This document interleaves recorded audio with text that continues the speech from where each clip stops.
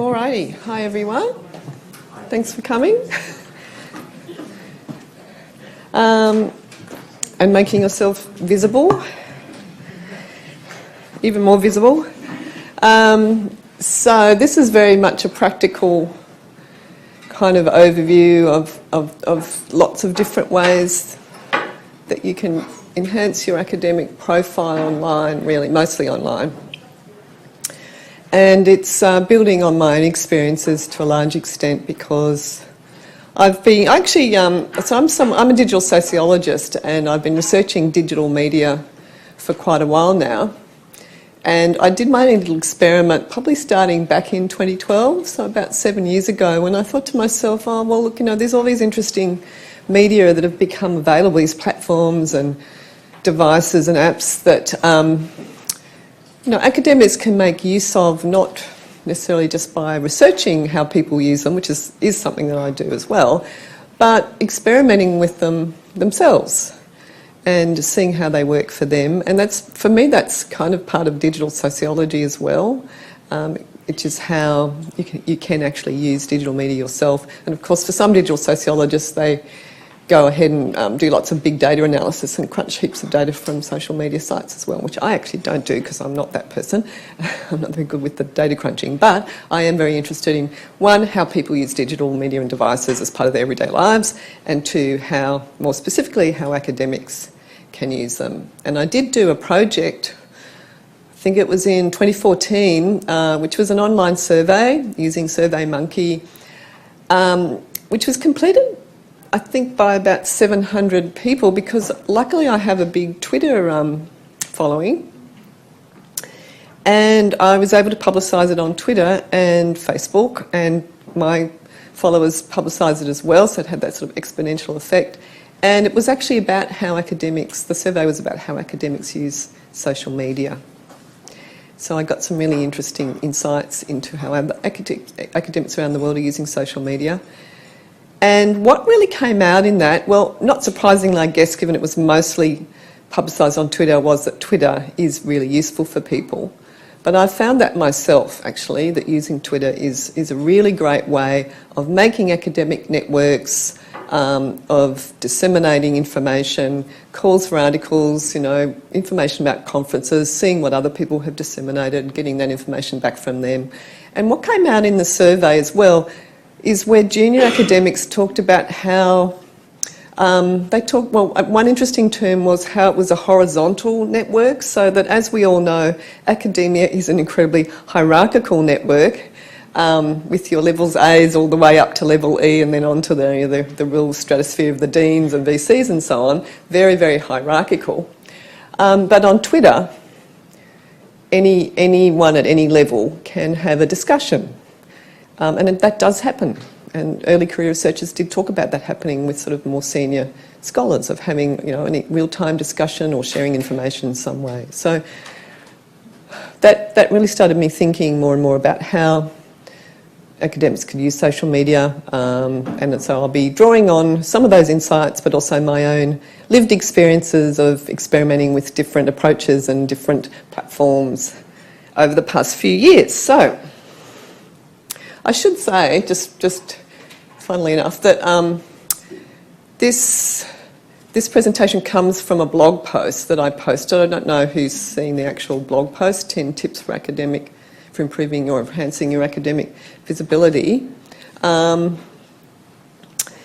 the blog post I wrote for my blog, This Sociological Life, came out of an email that one of the members of one of the research centres that I'm part of sent around, talking about how female academics don't cite themselves nearly as often as male academics do. And so I replied to that and sort of said, oh, well, that's all part of enhancing your academic visibility, isn't it? Obviously there's a fine line there about not wanting to oversight yourself in your own authored publications. But on the other hand, you shouldn't undercite. If your work is important and should be cited in your own article, and in fact often your own article will be drawing on your own work, won't it be extending it, then you should have no compunction in self-citing. And that is one form of enhancing your academic visibility, acknowledging yourself that your own work has importance, and women do this far less often than men because of gendered norms around how you should be visible and whether you should see yourself as an expert. So thinking about those issues was when I thought to myself, I might write a little blog post on this, which I did. Half an hour later, press publish, there it was quite popular and tweeted about it. So, and then I thought I might run this sort of workshop in response as well, because there was quite a lot of interest about the blog post. All right, so I'm going to talk for about 40 minutes or so and allow about 10 or 15 minutes for questions or comments. So just if you have, if you do have any comments or questions, just save them up, because I think it's important that if you need anything clarified or got any experience you want to share or anything like that, by all means, that would be useful to do at the end of the talk. Alrighty, so let's get going. So, a key issue of becoming visible as an academic is open access. This idea that various different ways that you can publish the content that you create as an academic researcher and writer, and the activities that you do, conference presentations and so on, media engagements and so on, how you can make these open access. For me, that is a crucial element of becoming a visible academic.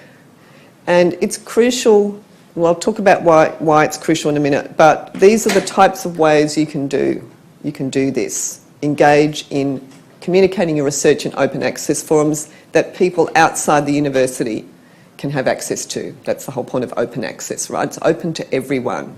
Well, everyone with an internet connection, basically. So you can write your own blog or contribute to someone else's blog. And there's magazine or newspaper articles. There's now so many different websites and platforms. But there's also publishing in open access journals. And as you know, some journals are open access. Some actually you have to pay thousands of dollars to publish open access. But there are also ways to get around that by placing your written material and research data in repositories. And as long as you know and are aware of the copyright issues there, you can do that quite successfully, and that is a way to get around having to pay a lot of money for open access publications in journals. I'm going to be expanding on this a little bit later. So why enhance your visibility? So here's lots of different reasons I can think of. You might be able to think of some others. And one gets back to what I was saying about those horizontal interactions that people can have from the earliest levels in their career. They might even still be postgraduate students right up to the highest levels, the most senior academics. It is a really great way if you are working on using these forms of open access, particularly social media, to connect with other academics.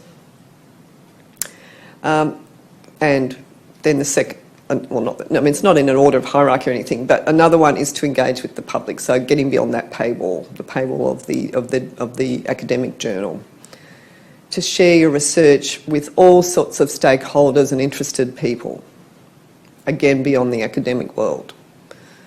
And this can mean that you can make more of a difference as well. So I have over 9,000 followers on Twitter now, and many of those followers aren't academics.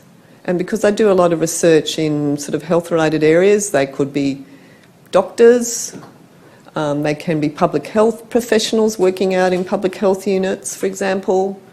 They could be just interested people who are interested in the sorts of research I do. I mean, I haven't gone through and looked at every single follower.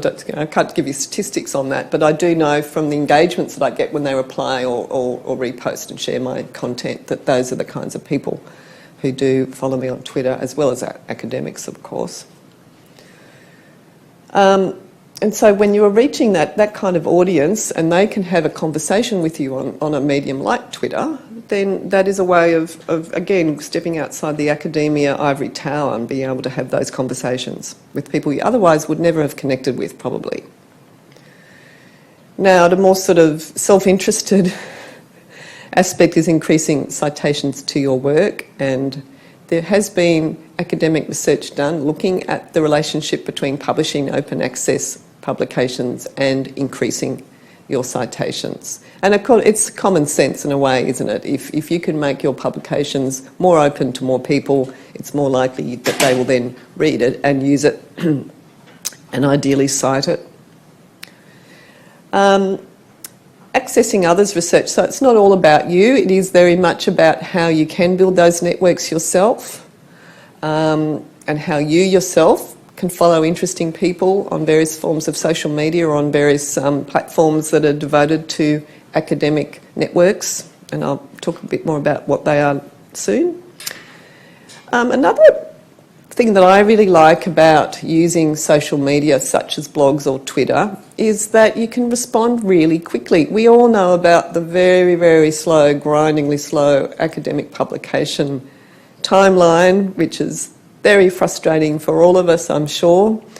And particularly if you work in a very fast-moving area of research, such as, example, researching how people use digital technologies when there's new technologies and devices and apps being, out there on the marketplace, and new events and scandals around people's personal data are happening all the time, those sorts of things, then, it can be very frustrating when you have to wait for many months or even years for your publications to come out. But if you, say, contribute to a blog, then you can publish something straight away, You're a self-publisher, you can publish some thoughts and comments straight away, you can sort of mark out the territory in a way. Now, some people might say, if you start off by publishing, initial thoughts about your research, if you're responding to an event that's just happened, that you might then build on to write about in a research paper or a book or book chapter, then, there's problems with intellectual property because somebody might steal your ideas. I have had that said to me, but what I would say in response is that your blog post is time-stamped and it is a public resource, so that plagiarism can and does happen in many academic contexts, I guess. If I'm giving a talk, somebody could plagiarise my ideas once they've left the room. But the beauty of having a blog post is it is time-stamped and it's there in black and white and easily available to point to say, I was the person who had that thought or idea first. And interestingly, I have found that some of my blog posts have actually been referenced in academic publications as academic citations as well. So they can actually work in that way as well as academic references, if they are a kind of academic content. Curating online materials. So there's various websites that you can use to bring together material that you want to keep for later. Now, I use Evernote as a curation tool. It has a web clipping plugin on your browser, and I find it a really good way to combine my notes, my online notes, with just clipping interesting web pages or articles I found online. I've also used Pinterest. You know about Pinterest, the image sharing and curation website? I've used that to curate images. And sometimes I've linked my collection of images that I've brought together on Pinterest with an academic publication, because I do write a lot about how the body is represented, in medicine and health contexts often.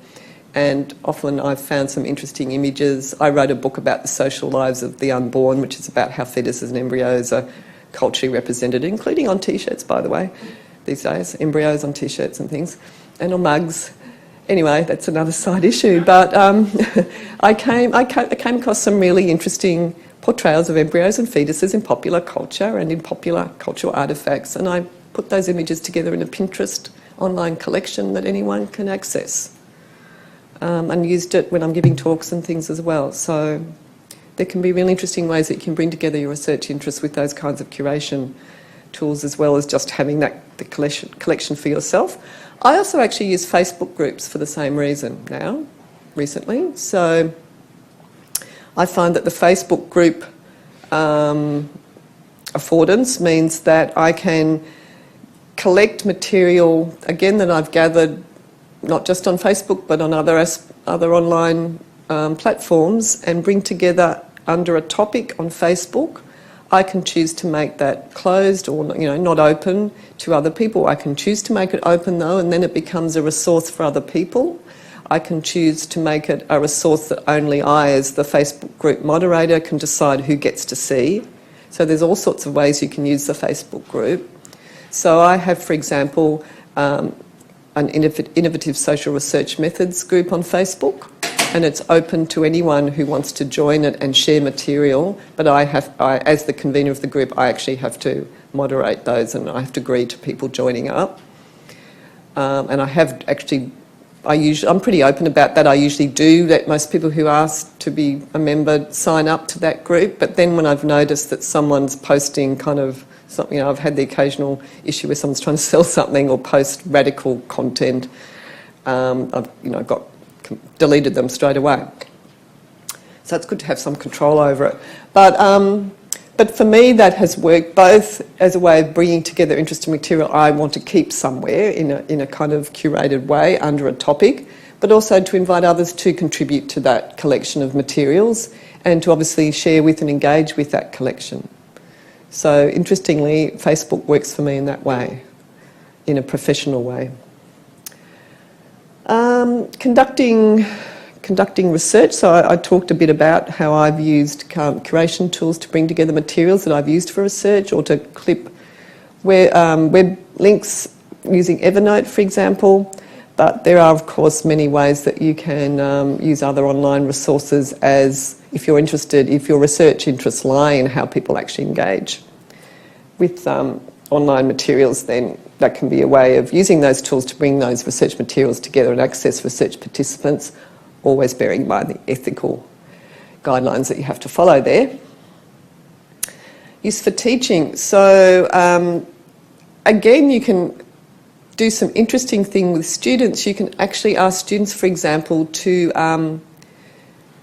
if there's a topic on your course which is about a particular visual topic, you can ask them to make their own Pinterest boards, for example.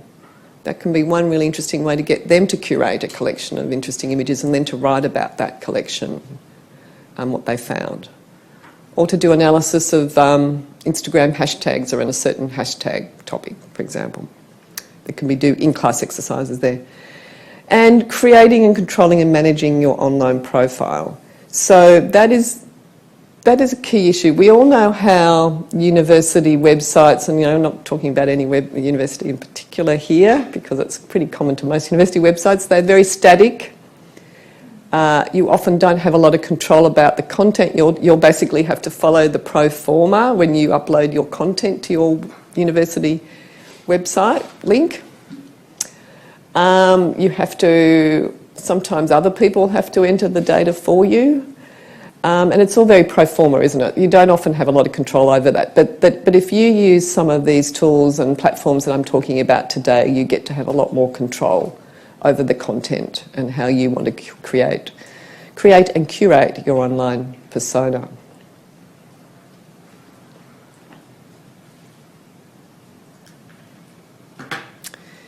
Now, Google Scholar.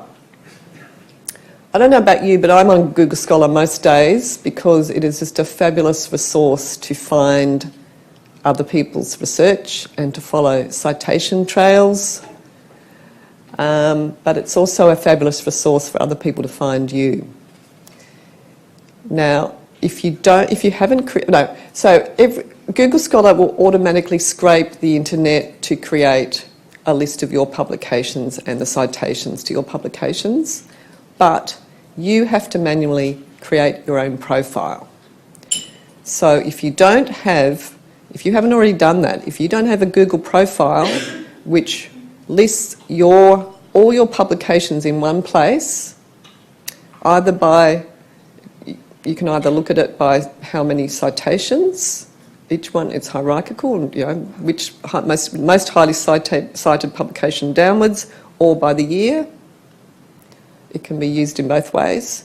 But I'm still surprised by how many academics, even senior academics, who haven't created their Google profile. So what that means is when I'm going online to Google Scholar to try and find their publications, because I'm interested in their work and I probably will cite it, once I found it, they haven't created a profile. So there they are, and especially if they've got a common name, and it's interspersed with other people's work under their name, this common name, and it can be hard to tell who owns that publication, and it can go on for pages and pages. I'm sure you've all had this problem. So other people will have this problem if you haven't created your own Google Scholar profile.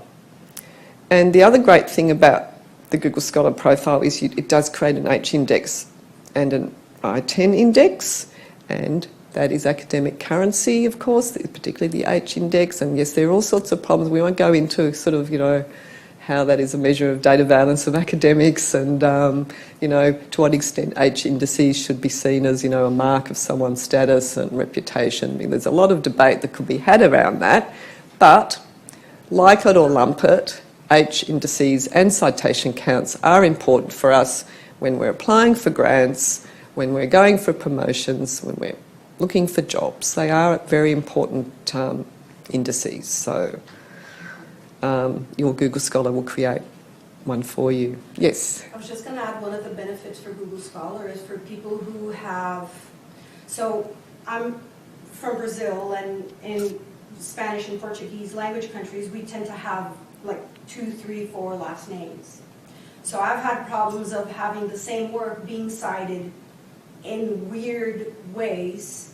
So with Google Scholar, at least, is that it does pick up most of it, but you can manually add like other things and or delete sort of weird ways that they put your name in. But you can manually add all these different variations. That's a good point. Really get a sense of the whole thing. That's a good point, and that is a good thing about, you can't do that with Scopus, can you?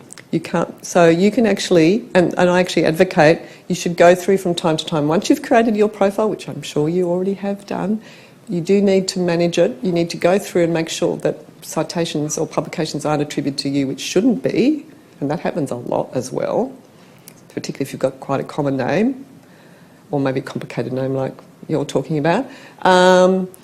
Yes, if you've noticed that for whatever reason the Google Scholar little robots haven't found a new publication or new otherwise, then you can add it yourself. There is an editing function on Google Scholar. Now, and the other issue for those of us in HASS, Web of Science and Scopus is crap at picking up our publications and therefore our citations. It's actually very limited. It's only, Scopus has only just recently started picking up books. For someone like me who's been publishing books for 20 years or so, it's really, and my books are my most highly cited publications, often the oldest books, because yay, they keep being cited, that's nice.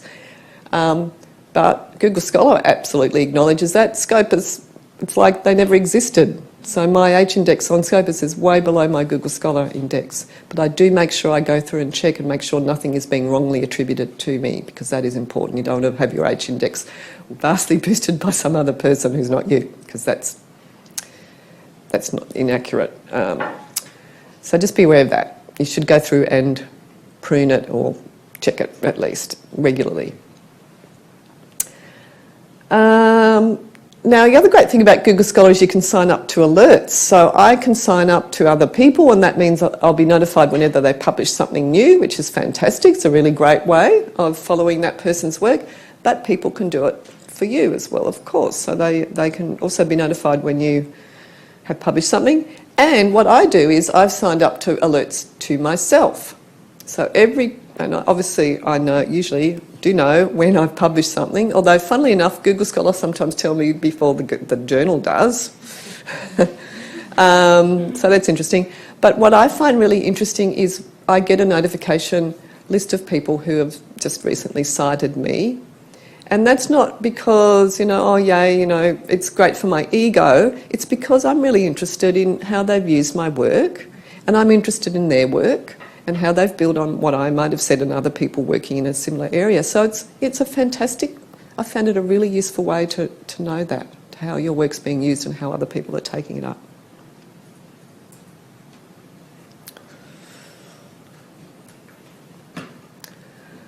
So academia.edu and ResearchGate are probably two of the most highly used academic-related professional networking platforms. I did experiment with LinkedIn for a while, quite a while actually, because I was too lazy to get off it, but it didn't work for me. It did nothing for me. I don't know if anyone else has found LinkedIn in any way at all useful, because it doesn't cater for academic workers, I don't think. Certainly didn't for me, and I've heard other people say that. Whereas academia.edu and ResearchGate have been fabulous resources for me, and I would advocate signing up, if you haven't already, to both of them and making a profile on both of them, because they're both very highly used. So again, you can create your academic profile on them so that other users can see you and see what you're doing. You can actually, on ResearchGate, you can create little projects under each of your projects too, and people can follow your projects to see what publications are coming out of your projects as well. You don't have to do that, but it's one way to let people know about what you're doing. And obviously you can follow other academics or interest groups and they can follow you. So it's, again, a really good way to know about what other people are doing in your area of expertise and interest. You can upload papers, copyright permitting. So again, check the copyright of the book or the publisher or the journal publisher. But if it's...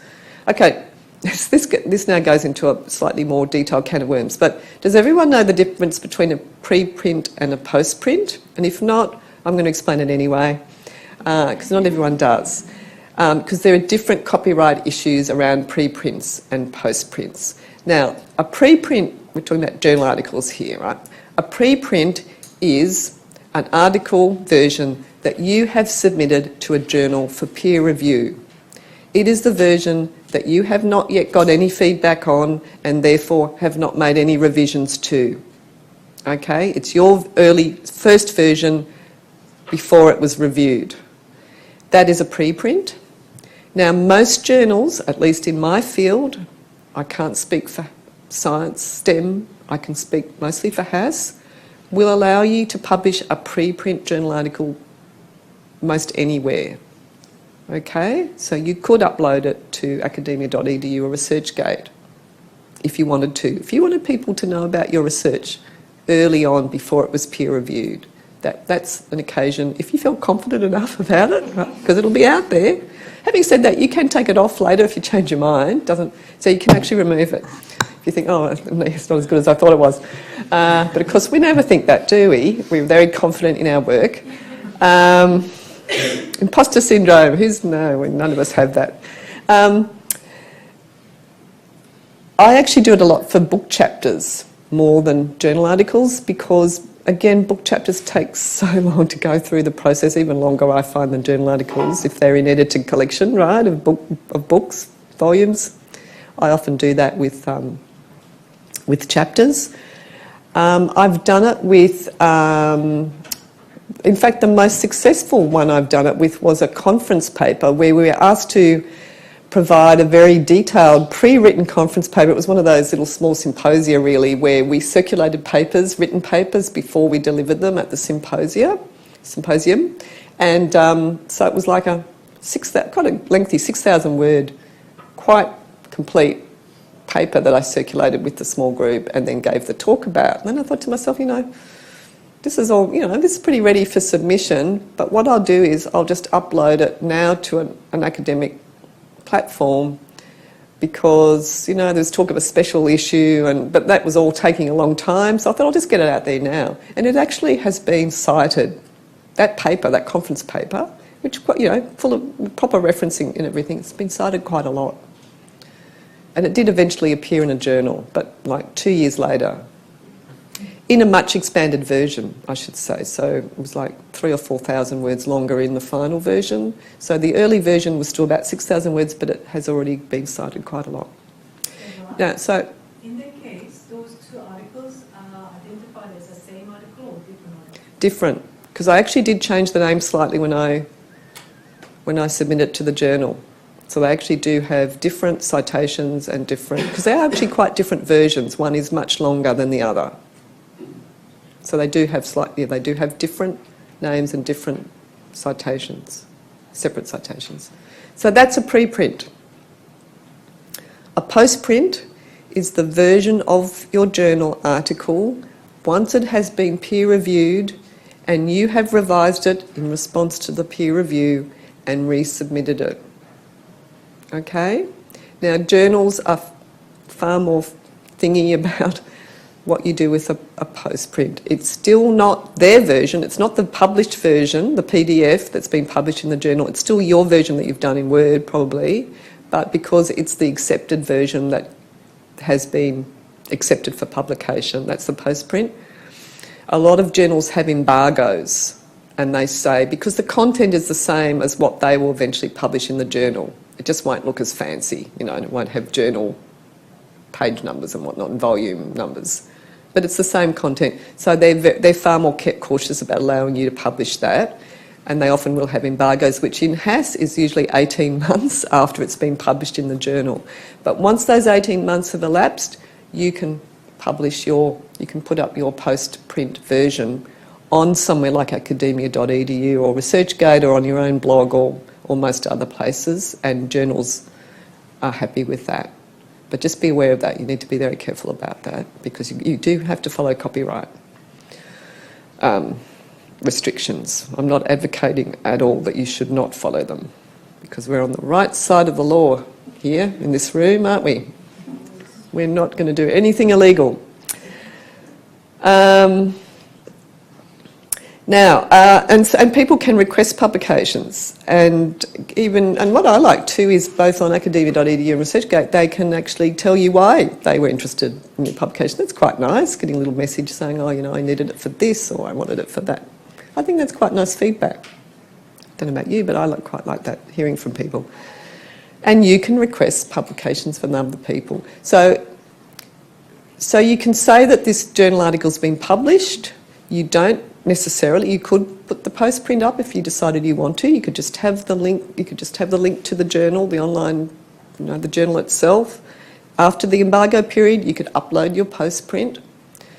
But if there's no actual version, that pre or postprint that you've uploaded, people can request a copy because they see it's there on your profile on academia.edu or ResearchGate, and they send you a little message saying, please send me the PDF. And I, you know, that happens a lot for me, and it's a really great way to, again, to share your publications. Right. Before I move on, any questions about that? How about the premium services they provide? Yeah, they're trying to monetise, yes. I notice they have a lot of ads on them now too, particularly academia. I just ignore them. I haven't signed up to them. But yes, so there's the free services, you can do all these things I've just talked about, and then on academia you can pay for premium services, but if you want to, and I can't even remember what exactly they do. Can you remember what they do? Like statistics, who cited your papers. Yeah, you can drill down into... weekly analysis. Yeah. Which ResearchGate does that for free, a lot of that stuff, but academia will charge you a premium. You actually have to pay, for a service for that. I haven't done that with academia. Question up the back? Yes, it's my understanding that when you submit an article to a journal, you've got to tick a box that says something like, this hasn't been substantially published anywhere else. Yeah. How does that fit with putting up the preprint? If you look at the journal, most of them will then go on to say how authors can use their that material, that preprint, and most of them will allow it. But how you can get around that is you submit it, and then you put it up.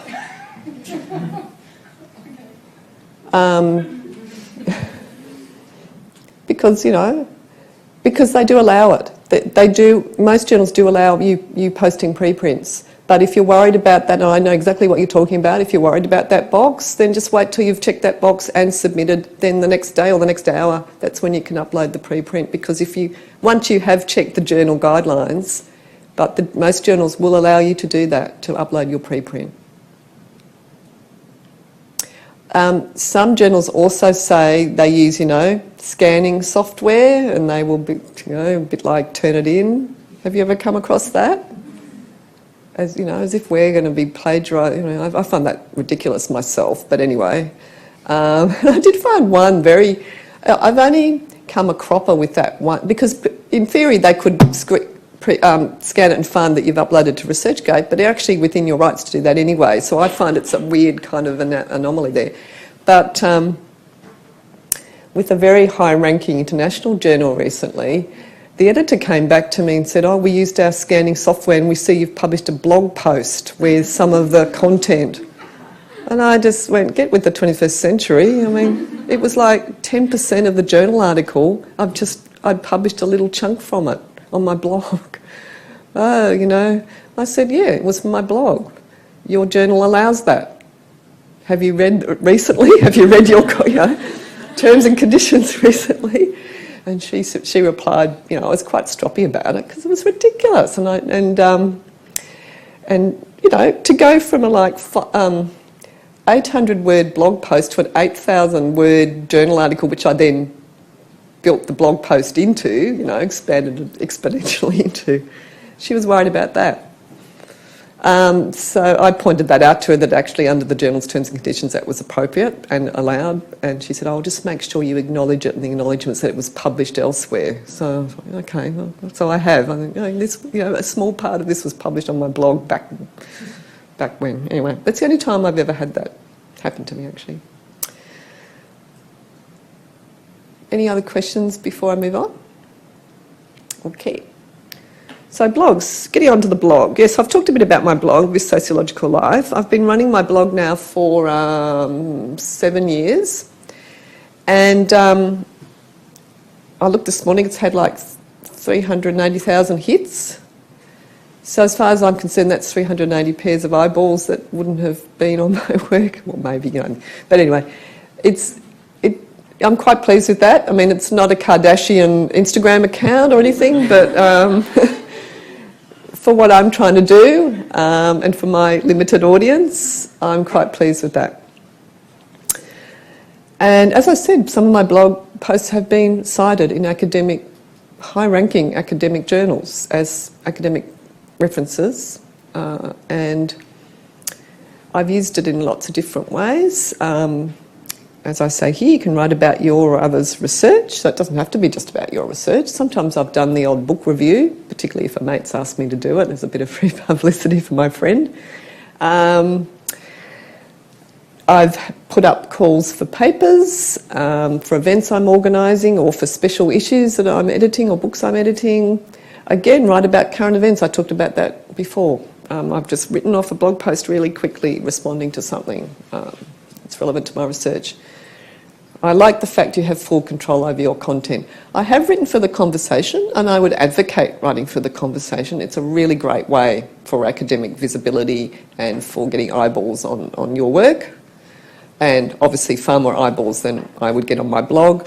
But the reason I actually set up the blog was after I published my first ever The Conversation piece, and I saw that, you know, 2,000 people in one day had read The Conversation piece, and I thought, oh my gosh, this really blogs, you know, this kind of format is such a great way to get your research out there.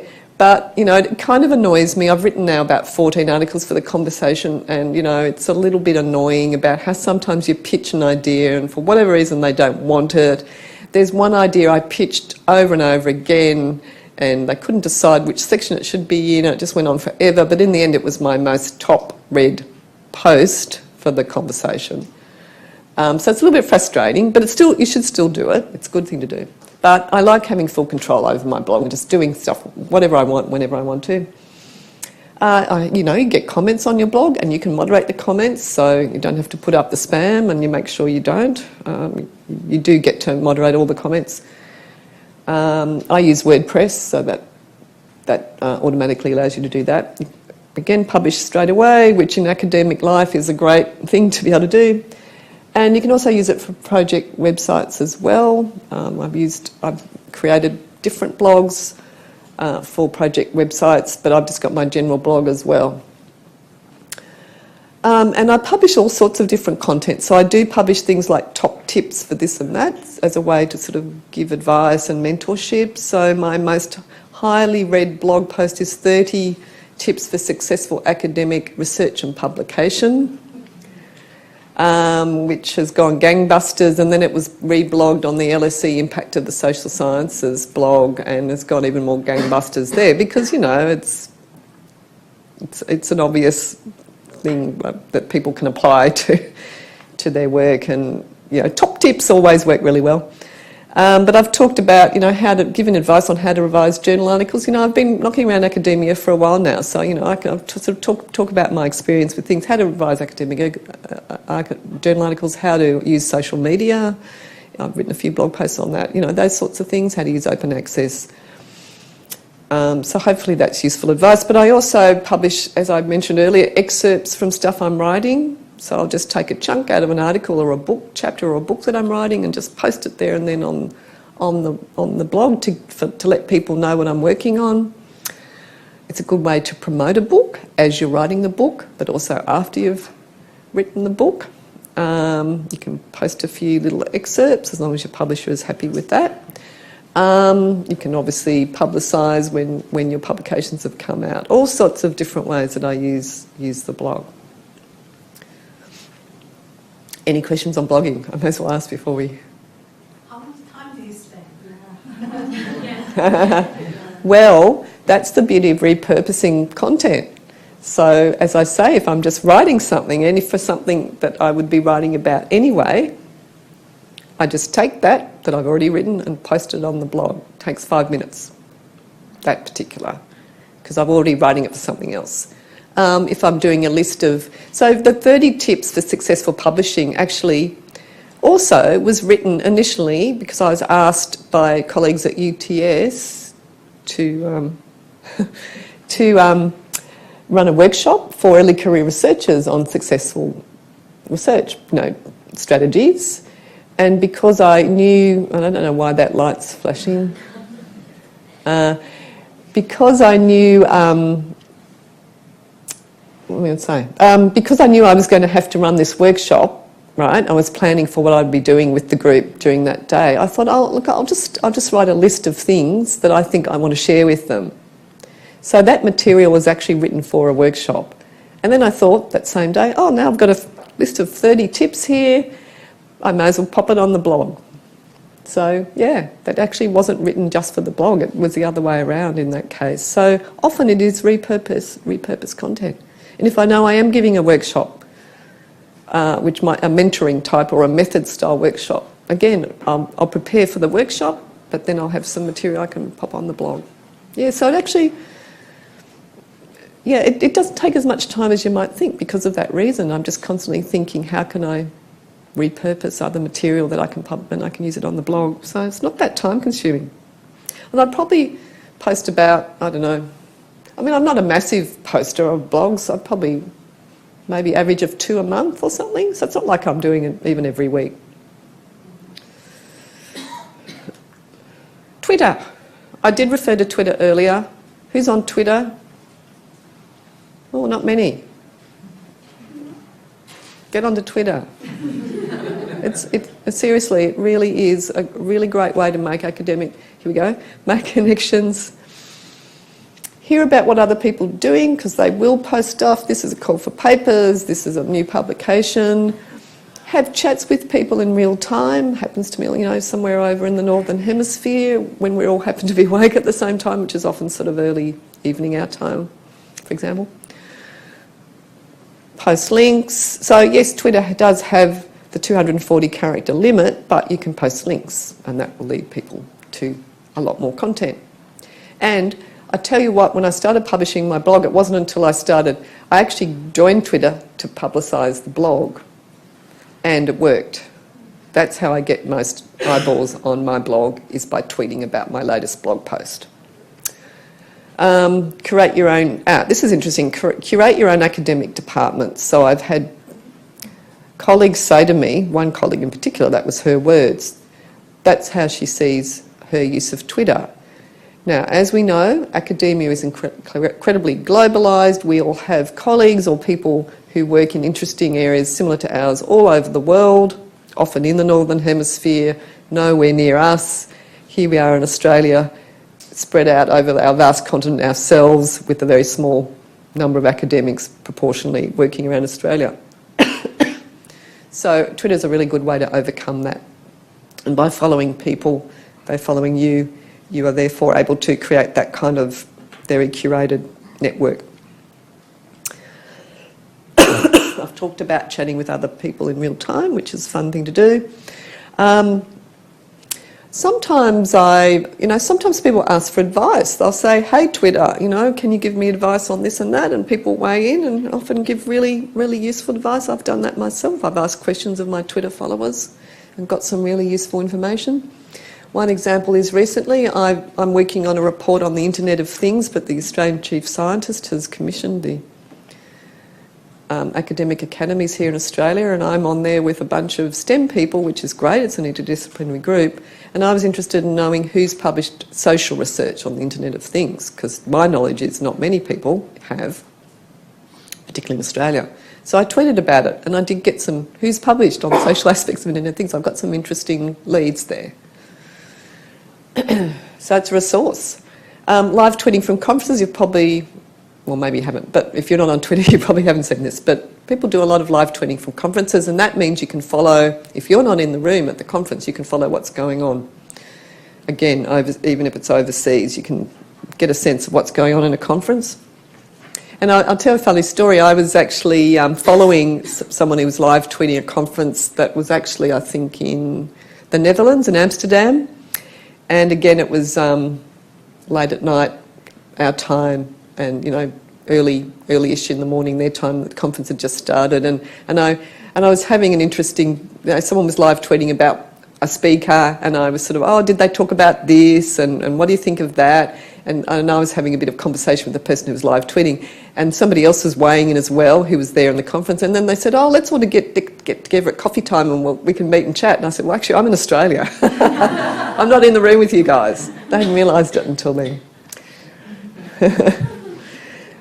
And I had another funny experience when I was in the room. It was a British Sociology Association conference, and we were sitting in a room like this, and I was sort of more towards the back, and there was someone at the front, and we were both live tweeting what the person at the front was talking about, and we both realised we were both in the same room, and he turned around and waved at me.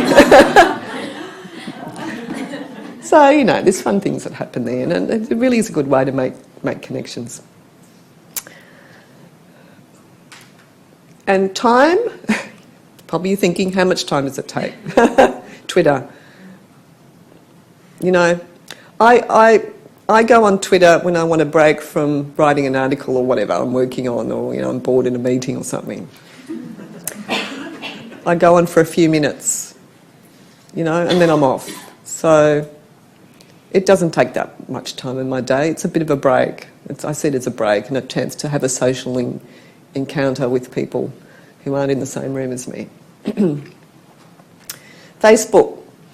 So I've talked about how you can make your own Facebook groups. I don't only have made my own, I follow a lot of Facebook groups. I've found that more and more in the last few years there's a lot of interesting academic related, at least in the social sciences. I don't know what it's like in STEM, but in the social sciences there's lots of interesting groups that I follow. And again, we get to make those networks and share really interesting information, have chats about things. There's also, for the women, identifying people here in the room, there's a Women in Academia Support Network on Facebook, which has got, tens of thousands of people, again, globally. And it's a lot of women in academia find it a really great way to get support and advice. So if you're a female identifying person and you're interested in that group and you're on Facebook, have a look at that. So there's that kind of support that goes on as well on Facebook.